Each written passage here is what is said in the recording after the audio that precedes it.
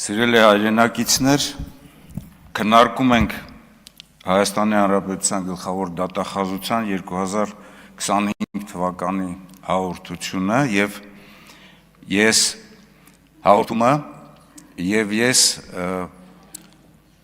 շարունակելու եմ իմ խոսքի մեջ ներառել 44-օրյա պատերազմի հանգամանքների հետ կապված իրադրությունը։ Ինչու, որովհետև Հայաստանի Հանրապետությունում իշխանությունների ձեռամբ այսօր փորձում են պատերազմի հիմնական պատասխանատվությունը միայն գցել բանակի վրա, այնինչ այդ պատասխանատվությունը կրում են իշխանության բոլոր թևերը, եւ ես գտնում եմ, որ դա ճիշտ չէ, որովհետև պատերազմի ընթացքում պատերազմել է ամբողջ ժողովուրդը, պատերազմել է պետությունը եւ նորից ուզում եմ կրկնել մեր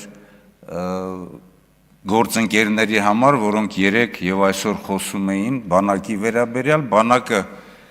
հատկապես Արցախի պաշտպանության բանակի իր առջև դրված խնդիրը գոնե 1 ամիս անընդմեջ հերոսաբար կատարել է եւ հիմնական խնդիրը, հիմնական խնդիրը այն է եղել, որ ռազմաքաղաքական որոշումները չեն կարողացել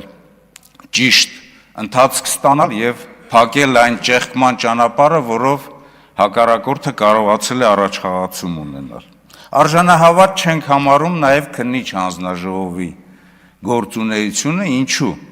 որովհետեւ քննիչ հանձնաժողովը իր կազմով միայն քաղաքացիական պայմանագիր կուսակցության եւ նաեւ իր փոքր կազմով չէր կարող այսքան շատ կարճ ժամանակահատվածում քննել այնպիսի մի կարևոր խոշոր իրադարձություն, ինչպիսին 44-օրյա պատերազմի հանգամանքներն էին։ Եվ բացի իրենց պարտականությունները կատարելուց, իրենք չէին կարող ճիշտ գնահատական տալ մեր իշխանության բոլոր թևերին, որովհետեւ քննիչ հանձնաժողովը պետք է գնահատական տա բոլորին, ովքեր որ պատասխանատվություն են կրում պատերազմի ժամանակ։ Եվ պարոն Քոչարյանին ես կհորդորեի փոխանակ մարտի 1-ի մասին խոսելու, որովհետև մարտի 1-ի մասին ինքը խոսեց երեկ, դրա գնահատականը վաղուց տրված է, զբաղվեր քննիչ հանձնաժողովի գործունեությամբ, որովհետև մենք առաջարկություն էինք արել։ Մեր առաջարկությունը հետևյալն էր, որ ազգային ժողովից դուրս համապատասխան օրենսդրական փոփոխությամբ ստեղծել համախոհությամբ հանձնաժողով, որտեղ հավասար չափով կազմը կլիներ, պարիտետային կազմ կլիներ եւ այսօր չէր լինի հետևյալը, որ դուք ձեր կուրծն եք ծեծում խուսափելով այս իրավիճակից, այս 7 տարիների ընթացքում պատասխանատվությունից, մենք մեր տեսակետն ենք արտահայտում, իսկ ժողովուրդը իրական պատասխանը չի ստանալու։ Հիմա դուք խոսում եք որդիների մասին, որդիները շատ ցածր մակարդակի գործունեություն են իրականացրել բանակում, բայց որդիների մասին պետք է խոսեն այն մարդիկ, որոնք որ պետք է մտածեն իրենց որդիները որտեղ են եղել, ինչ են արել, եւ չի կարելի մարտի դաշտում վիրավորված մարդկանց լինի, չգիտեմ, սպա, գինի գեներալ, ընդհանուր առմամբ նրանց դերակատարությունը նսեմացնել եւ ասել պատահական, այսպես պատահական վիրավորվածություն։ Եվ հենց իմ խնդիրը կայանում է նրանում, որ պատասխանատվության աստիճանը հավասարաչափ պետք է բաշխված լինի ռազմավարական, ռազմաքաղաքական մակարդակից մինչև մարտավարական մակարդակ, ովքեր որ գործել են բանակում եւ բանակից դուրս։ Այսօր մենք իհարկե մեր ցանկությունը հետեւյալն է, որպեսզի բոլոր հանցագործները իրենց պատասխանատվության աստիճանը ունենան։ Առաջին հերթին Ադրբեջանը պետք է իր պատասխանատվության համար միջազգային հարթակներում կրի այդ պատասխանատվությունը, այնինչ այսօր ինքը սանձարձակ կերպով կարողանում է եւ Արցախի տարածքում պատմամշակութային արժեքները ոչնչացնել, Արցախի ռազմաքաղաքական ղեկավարության նկատմամբ տարբեր հայտարարություններ անել եւ այն խոսքը, որ ադրբեջանցիները պետք է հետ վերադառնան, առաջին հերթին Ալիևի խոսքն է, օրու մեջ ինքը տարբեր խոսույթում ինքը ասում է Արևմտյան Ադրբեջան, ինքը նկատի ունի Հայաստանի Հանրապետության որոշ տարածքը։ Պատասխանատվություն պետք է կրեն տիկին դատախազ։ Այն դիվանագետները, ովքեր որ ստացել են 2019 թվականի առաջարկությունը, ովքեր որ տապալել են բանակցային գործընթացը, ովքեր որ լռում են այն իրարամերժ խոսքից, գործերից, ոչ թե մեկ հայտարարության մասին է խոսքը, այլ իրարամերժ խոսքեր, գործեր, եւ 2019 թվականի փողզիջումային տարբերակի այսպես ծալել դնել տակը եւ այնուհետեւ պարզ այսպես ասած ձեր առնել ոչ դիվանագիտական կորպուսին, որ մենք այդ փաստաթղթերը գտնում ենք տարբեր սառնարանների, չգիտեմ, տարբեր պահարանների տակ։ Եվ եթե մեկ գոնե դիվանագետ, պարոն Քոչարյան,